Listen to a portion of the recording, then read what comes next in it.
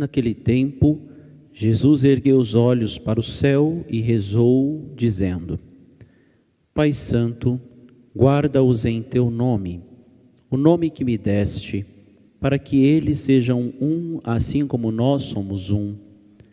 Quando eu estava com eles, guardava-os em teu nome, o nome que me deste. Eu guardei-os e nenhum deles se perdeu, a não ser o filho da perdição, para se cumprir a Escritura. Agora eu vou para junto de ti, e digo estas coisas estando ainda no mundo, para que eles tenham em si a minha alegria plenamente realizada. Eu lhes dei a tua palavra, mas o mundo os rejeitou, porque não são do mundo, como eu não sou do mundo. Não te peço que os tires do mundo, mas que os guardes do maligno. Eles não são do mundo, como eu não sou do mundo. Consagra-os na verdade, a tua palavra é verdade. Como tu me enviaste ao mundo, assim também eu os enviei ao mundo. Eu me consagro por eles, a fim de que eles também sejam consagrados na verdade. Palavra da salvação. Glória a vós, Senhor.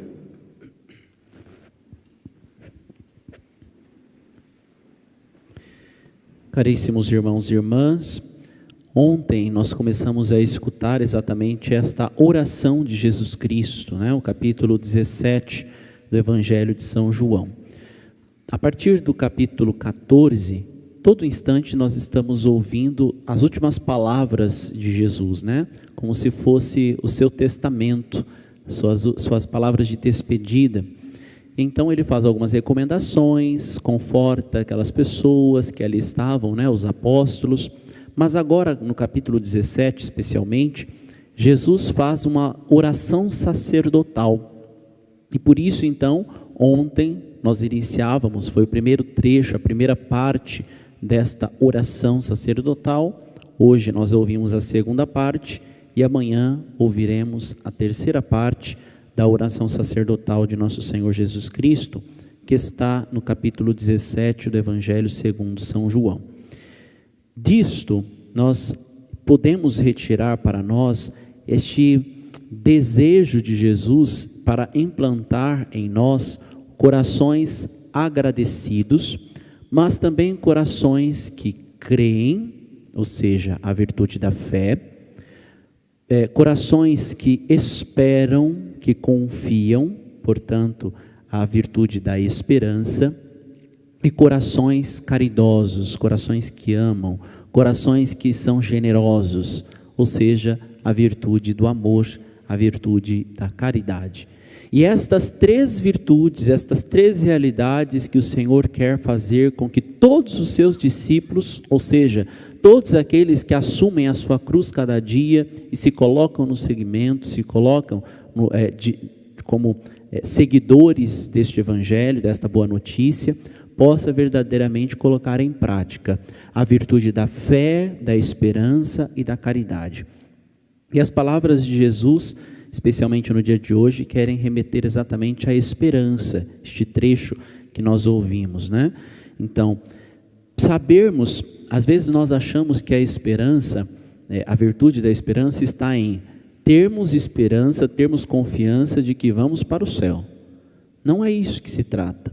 A virtude da esperança está em nossos corações depositar a esperança, a confiança de que o Senhor vem em nosso auxílio, de que Ele vem em nosso socorro, de que Ele não nos tarda na necessidade. Esta é a virtude da esperança verdadeiramente. Termos a confiança, termos a esperança de que Ele vem em nosso socorro, em nosso auxílio. Assim como veio em todos os instantes que a igreja, que o povo de Deus recorreu ao Senhor. Vide, por exemplo, quando o povo estava escravizado no Egito, e o Senhor vem a Moisés e diz exatamente estas palavras: eu vi, ouvi e desci. Eu vi e ouvi o meu povo sofrendo, o seu clamor, o seu pedido de ajuda, de socorro, e desci em seu favor, e irei libertá-los, e irei resgatá-los, irei retirá-los das mãos da escravidão, do pecado naquele momento que estavam submersos. Mas algo interessante que precisamos meditar é a primeira leitura que ouvimos hoje, que também é continuação do trecho que ouvimos ontem. São Paulo está escrevendo à igreja de Éfeso, e esta igreja que estava neste instante, Paulo estava preso, né? Por isso que ele diz prisioneiro em Cristo. São Paulo preso em Mileto, então escreve esta carta à igreja de Éfeso, e aqui ele faz algumas recomendações especialmente, né? Diz acerca de que, olha, vocês não podem usar de palavras que, isso eu não sabia, essa situação, ninguém me disse como deveria viver. São Paulo está dizendo, olha, portanto, hoje dou testemunho diante de vós, e eu não sou responsável se algum de vós se perder, pois não deixei de vos anunciar todo o projeto de Deus a vosso respeito. Eu não deixei, brechas, situações de falta de anúncio do evangelho, da boa notícia. Ninguém pode alegar isso.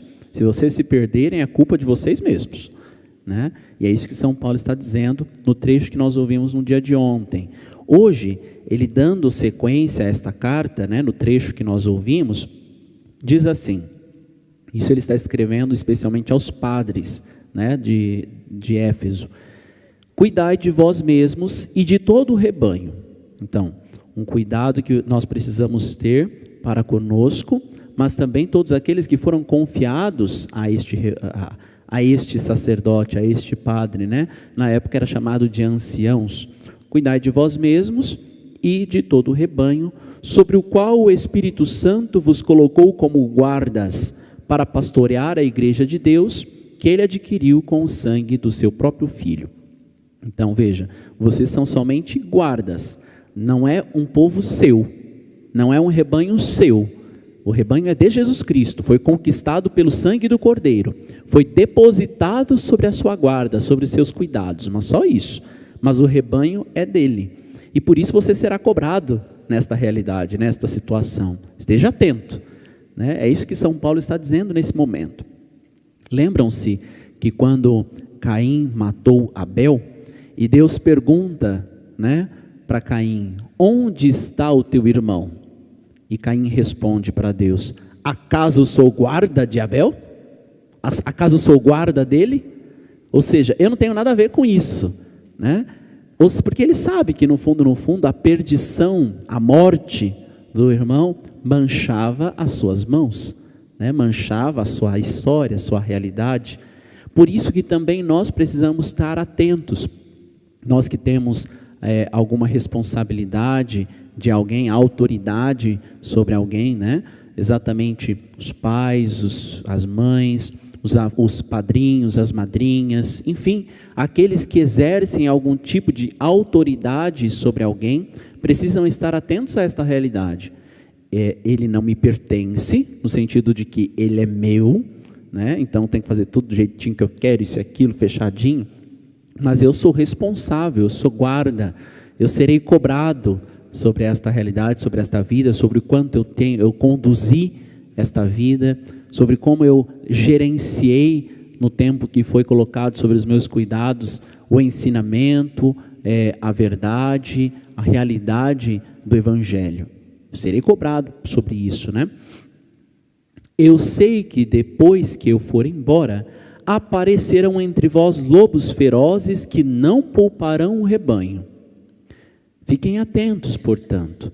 Todos nós precisamos observar, porque dia após dia surgem, lobos em pele de cordeiro para fazer perder as ovelhas, fazer com que se desvie a atenção das ovelhas.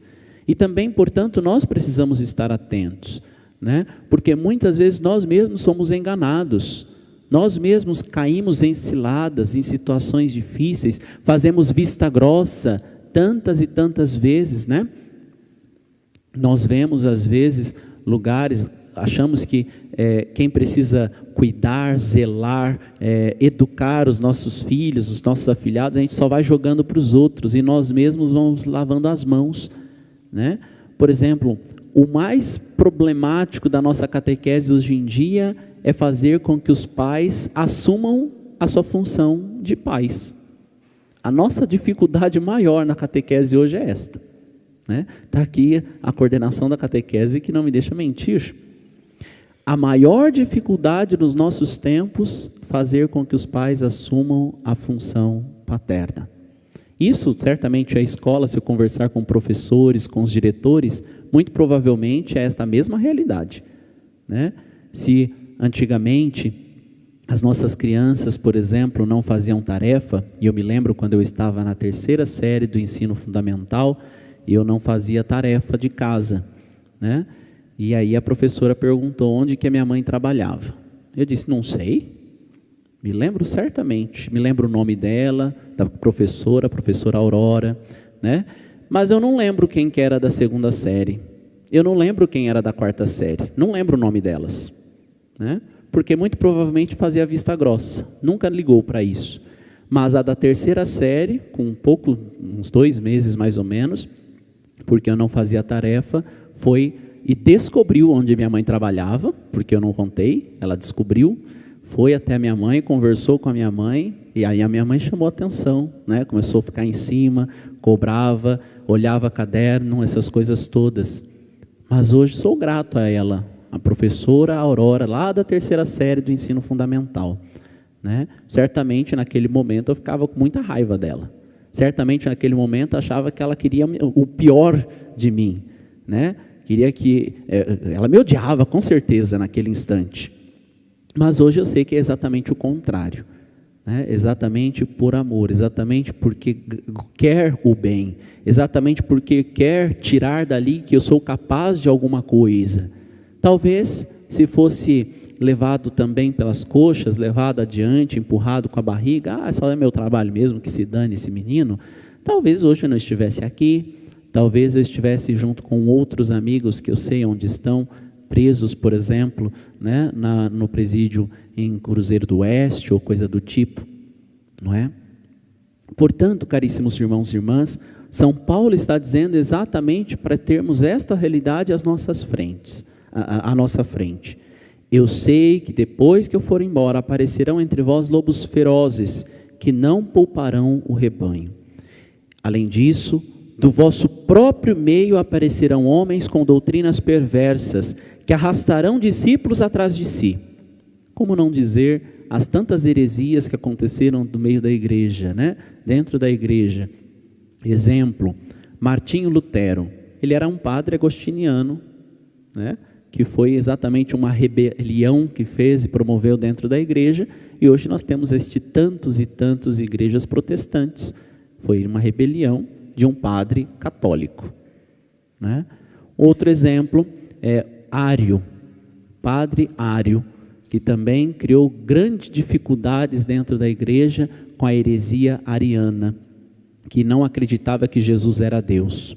Depois, que não acreditava que Espírito Santo era Deus. E o tempo todo, todo instante, criando problemas e situações dentro da igreja. São Paulo já havia previsto isto, né?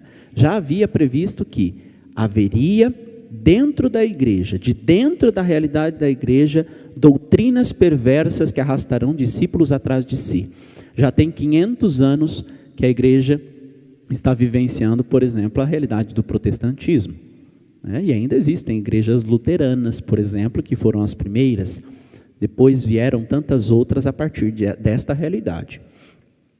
Por isso, estais sempre atentos. Lembrai-vos que durante 3 anos, dia e noite, com lágrimas, não parei de exortar a cada um em particular. O que quer dizer a palavra exortar? Exortar quer dizer, olha, não é bem assim, é desse jeito. Por isso que até hoje o Papa continua escrevendo cartas, exortações apostólicas. É uma exortação. Por exemplo, a primeira exortação apostólica do Papa Francisco tinha o nome Evangelii Gaudium, Ou seja, a alegria do Evangelho, era o nome do documento, né, da exortação apostólica do Papa Francisco, a primeira delas. Ele está nos exortando que precisamos estar e viver a alegria do Evangelho. Que o Evangelho, aquele que se coloca no segmento do Evangelho de Jesus Cristo, este precisa ter a alegria de Jesus. Porque o próprio Jesus diz: eis que vos dou a minha alegria, que a alegria seja plena.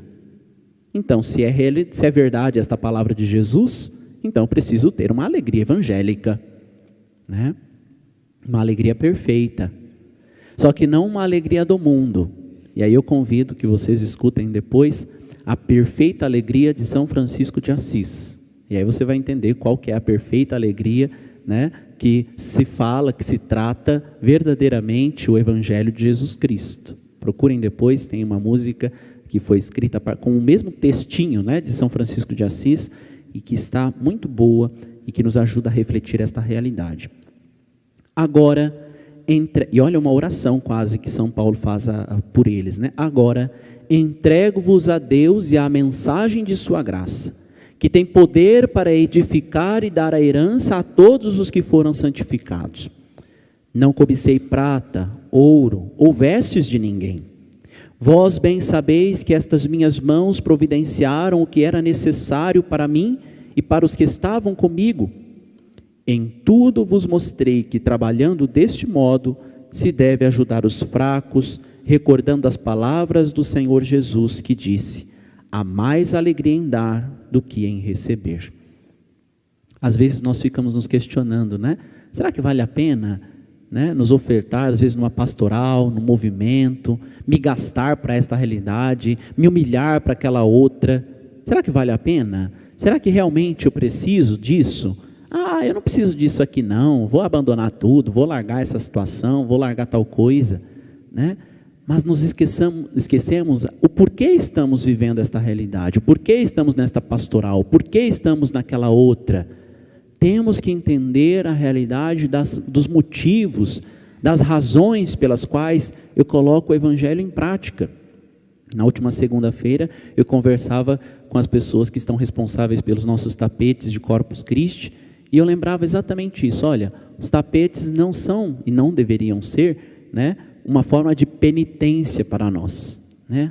Uma coisa difícil, complicada, que nos custa sono, dinheiro, tempo e tantas coisas. Não, os tapetes são confecção, demonstração de amor a nosso Senhor Jesus Cristo Eucarístico, né?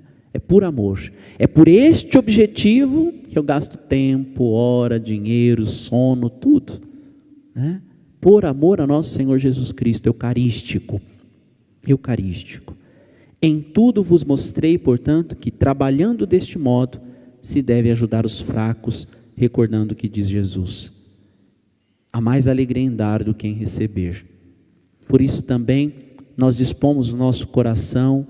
Só faz sentido as ações que nós fazemos na igreja se nós não deixamos para trás ninguém, né? Nenhum dos nossos necessitados, sejam eles necessitados fisicamente de alguma coisa, sejam eles necessitados de atenção, sejam eles necessitados espiritualmente, enfim, todos os necessitados. Santa Teresa de Calcutá nos recorda, né? Não existe ninguém que não precise de alguma coisa. Ou é empobrecido financeiramente, ou é empobrecido de amor. Todos estão possíveis e são capazes de dar alguma coisa, né? Porque às vezes a maior das pobrezas é a falta de amor. É o que nos lembra Santa Teresa de Calcutá.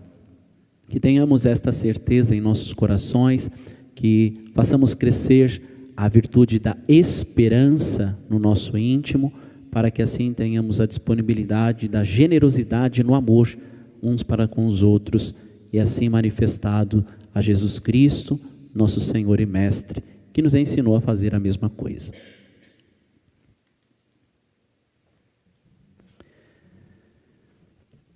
Com amor e confiança, elevemos a Deus as nossas preces, pedindo que o Espírito Santo nos comule com o dom da piedade. Em pé, respondamos: Divino Espírito Santo, nos dê vossa piedade. Divino Espírito Santo, nos dê a vossa piedade.